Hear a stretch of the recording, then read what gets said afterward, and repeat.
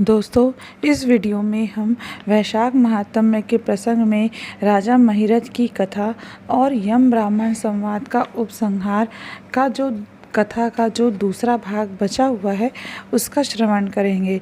इसके पहले वीडियो में आपने इसका पहला पार्ट सुना था, अब हम दूसरे पार्ट का श्रवण करते हैं। तो दूत बोले, राजन, पापी पुरुष अपने कर्मों का ही फल भोगते हुए भयंकर नरक में पकाए जाते हैं। जिन्होंने दान, होम अथवा पुण्य तीर्थ में स्नान नहीं किया है, मनुष्यों का उपकार तथा कोई उत्तम पुण्य नहीं किया है, यज्ञ, तपस्या और प्रसन्नता पूर्वक भगवान नामों का जप नहीं किया है, वे ही परलोक में आने पर घोर नरकों में पकाए जाते हैं। जिनका शील स्वभाव दूषित है, जो दुराचारी, व्यवहार में निंदित, दूसरों की बुराई करने वाले एवं पापी हैं, वे ही नरक में पड़ते हैं। जो पापी अपने मर्मभेदी वचनों से दूसरों का हृदय विदीर्ण कर डालते हैं तथा जो पराई स्त्रियों के साथ विहार करते हैं, वे नरकों में पकाए जाते हैं। महाभाग भूपाल, आओ सब अब भगवान के धाम को चले। तुम पुण्यवान हो, अतः अब तुम्हारा यहीं ठहरना उचित नहीं है। राजा ने कहा, विष्णु दूत गण, यदि मैं पुण्यात्मा हूँ तो इस महाभयंकर यातना मार्ग में कैसे लाया गया? मैंने कौन सा पाप किया है तथा किस पुण्य के प्रभाव से मैं विष्णु धाम को जाऊँगा? आप लोग मेरे इस संशय का निवारण करें।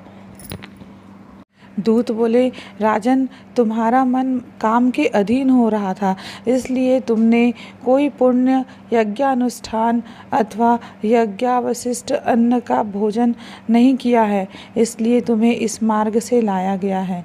किंतु लगातार 3 वर्षों तक तुमने अपने गुरु की प्रेरणा से वैशाख मास में विधि पूर्वक प्रातः स्नान किया है तथा महापापों और अति पापों की राशि का विनाश करने वाले भक्तवत्सल विश्वेश्वर भगवान मधुसूदन की भक्ति पूर्वक पूजा भी की।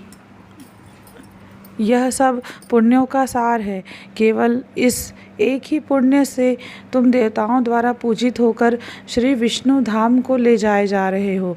नरेश्वर, जैसे एक ही चिंगारी पड़ जाने से तिनकों की राशि भस्म हो जाती है, उसी प्रकार वैशाख में प्रातः स्नान करने से पाप राशि का विनाश हो जाता है। जो वैशाख में शास्त्रोक्त नियमों से युक्त होकर स्नान करता है, वह हरिभक्त पुरुष अति पापों से के समूह से छुटकारा पाकर विष्णु पद को प्राप्त होता है। यमराज कहते हैं, ब्राह्मण, तब दयासागर राजा ने उन जीवों के शोक से पीड़ित हो भगवान विष्णु के दूतों से विनयपूर्वक कहा, साधु पुरुष प्राप्त हुए ऐश्वर्य का, गुणों का तथा पुण्य का यही फल मानते हैं कि उनके द्वारा कष्ट में पड़े हुए जीवों की रक्षा की जाए। यदि मेरा कुछ पुण्य है तो उसी के प्रभाव से ये नरक में पड़े हुए जीव निष्पाप होकर स्वर्ग को चले जाएं और मैं इनकी जगह नरक में निवास करूंगा। राजा के ऐसे वचन सुनकर श्री विष्णु के मनोहर दूत उनके सत्य और उदारता पर विचार करते हुए इस प्रकार बोले, राजन, इस दया रूप धर्म के अनुष्ठान से तुम्हारे संचित धर्म की विशेष वृद्धि हुई है। तुमने वैशाख मास में जो स्नान, दान, जप, होम, तप तथा देव पूजन आदि कर्म किए हैं, वे अक्षय फल देने वाले हो गए हैं। जो वैशाख मास में स्नान दान करके भगवान का पूजन करता है, वह सब कामनाओं को प्राप्त होकर श्री विष्णु धाम को जाता है। एक ओर तप, दान और यज्ञ आदि की शुभ क्रियाएं और एक ओर विधि पूर्वक आचरण में लाया हुआ वैशाख मास का व्रत हो तो यह वैशाख मास ही महान है। राजन, वैशाख मास के एक दिन का भी जो पुण्य है वह तुम्हारे लिए सब दानों से बढ़कर है। दया के समान धर्म, दया के समान तप और दया के समान दान और दया के समान कोई मित्र नहीं है। पुण्य का दान करने वाला मनुष्य सदा लाख गुना पुण्य प्राप्त करता है। विशेषतः तुम्हारी दया के कारण धर्म की अधिक वृद्धि हुई है। जो मनुष्य दुखित प्राणियों का दुखों से उद्धार करता है, वही संसार में पुण्यात्मा है। उसे भगवान नारायण के अंश से उत्पन्न समझना चाहिए। वीर, वैशाख मास की पूर्णिमा को तीर्थ में जाकर जो तुमने सब पापों का नाश करने वाला स्नान, दान आदि पुण्य किया है, उसे विधिवत भगवान श्री हरि को साक्षी बनाकर 3 बार प्रतिज्ञा करके इन पापियों के लिए दान कर दो, जिससे ये नरक से निकलकर स्वर्ग को चले जाएं। तुम्हारा तो ऐसा विश्वास है कि पीड़ित जंतुओं को शांति प्रदान करने से जो आनंद मिलता है, उसे मनुष्य स्वर्ग और मोक्ष में भी नहीं पा सकता। सौम्य, तुम्हारी बुद्धि, दया एवं दान में दृढ़ है। इसे देखकर हम लोगों को भी उत्साह होता है। राजन, यदि तुम्हें अच्छा जान पड़े तो अब बिना विलंब किए इन्हें वह पुण्य प्रदान करो जो नरक यातना के दुखों को दग्ध करने वाला है।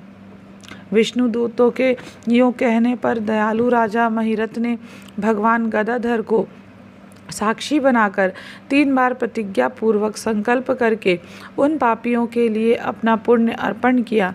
वैशाख मास के एक दिन के ही पुण्य का दान करने पर वे सभी जीव यम यातना के दुख से मुक्त हो गए। फिर अत्यंत हर्ष में भरकर वे श्रेष्ठ विमान पर आरूढ़ हुए और राजा की प्रशंसा करते हुए उन्हें प्रणाम करके स्वर्ग को चले गए। इस दान से राजा को विशेष पुण्य की प्राप्ति हुई। मुनियों और देवताओं का समुदाय उनकी स्तुति करने लगा तथा वे जगदीश्वर श्री विष्णु के पार्षदों द्वारा अभिवंदित होकर उस परम पद को प्राप्त हुए जो बड़े बड़े योगियों के लिए भी दुर्लभ है। द्विज श्रेष्ठ, यह वैशाख मास और पूर्णिमा का कुछ महात्म्य यहाँ थोड़े में बतलाया गया है। यह धन, यश, आयु तथा परम कल्याण प्रदान करने वाला है। इतना ही नहीं, इसमें स्वर्ग तथा लक्ष्मी की भी प्राप्ति होती है। यह प्रशंसनीय महात्म्य अंतःकरण को शुद्ध करने वाला तथा पापों को धो डालने वाला है। माधव मास का यह महात्म्य भगवान माधव को अत्यंत प्रिय है। राजा महिरथ का चरित्र और हम दोनों का मनोरम संवाद सुनने, पढ़ने तथा विधि पूर्वक अनुमोदन करने से मनुष्य को भगवान की भक्ति प्राप्त होती है, जिससे समस्त क्लेशों का नाश हो जाता है। सूत जी कहते हैं, धर्मराज की यह बात सुनकर वह ब्राह्मण उन्हें प्रणाम करके चला गया। उसने भूतल पर प्रतिवर्ष स्वयं तो वैशाख स्नान की विधि का पालन किया ही, दूसरों से भी कराया। यह ब्राह्मण और यम का संवाद मैंने आप लोगों से वैशाख मास के पुण्यमय स्नान के प्रसंग में सुनाया है। जो एक चित्त होकर वैशाख मास के महात्म्य का श्रवण करता है, वह सब पापों से मुक्त होकर श्री विष्णु के परम पद को प्राप्त करता है।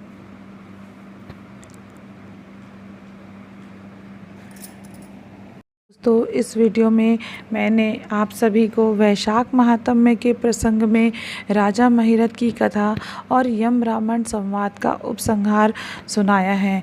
आपने मेरे द्वारा पढ़ी गई इस कथा का ध्यानपूर्वक, श्रद्धापूर्वक श्रवण किया, इसके लिए आप सभी को मेरा धन्यवाद। भगवान श्री हरि विष्णु आप सभी पर कृपा करें। माता लक्ष्मी आप सभी से प्रसन्न रहें।